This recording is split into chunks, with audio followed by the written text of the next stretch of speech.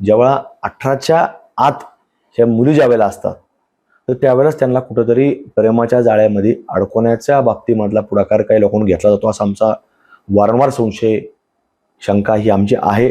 आता आपण जी सगळी वास्तविकता जर तपासली, 2 दिवसापूर्वीच ज्यावेळेला कुटुंबाने त्या फिर्यादी आरोपीच्या विरोधामध्ये जेव्हा फिर्याद दिल्यानंतर त्यांनी वास्तविकता त्याच्यामध्ये मांडलेली होती ती आमच्या मुलीला पळून नेलेला आहे.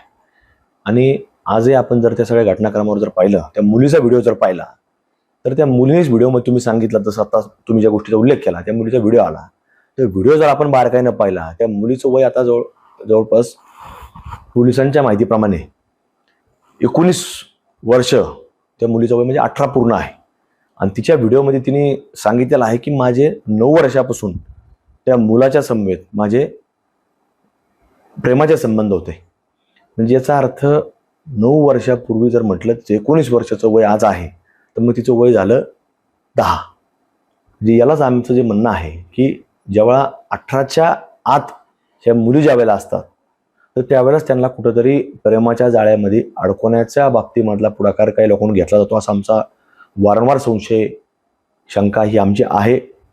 त्या बाबतीमध्ये ह्या सगळ्या गोष्टी ही लोक वारंवार प्लॅनिंग करून अशा घडून आणतात. आणि म्हणून या मुलीच्या बाबतीमध्ये देखील 10 वर्षापासून हिला कुठंतरी सातत्यानं संपर्कामध्ये ठेवणं वयाच्या 10व्या वर्षापासून आणि आज कुठेचं 18 वय झाल्यानंतर या गोष्टी आपल्यासमोर येतात. त्या मुलीला लगेचच ताबडतोब घेऊन जाण्याचा प्रकार होतो.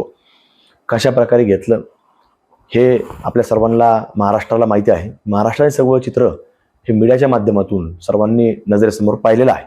त्यामुळं यालाच आमचं जे म्हणणं आहे की यालाच नाव जे आहे हे लव जिहाद आहे.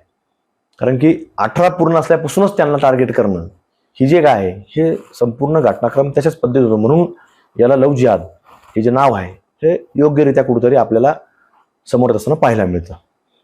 पासून सातत्याने 3-4 वर्षापासून महाराष्ट्रामध्ये आणि देशामध्ये ह्या बाबतीतला कायदा तयार झाला पाहिजे अशी आमची वारंवार ही मागणी ही आमची सातत्यानं सुरू आहे.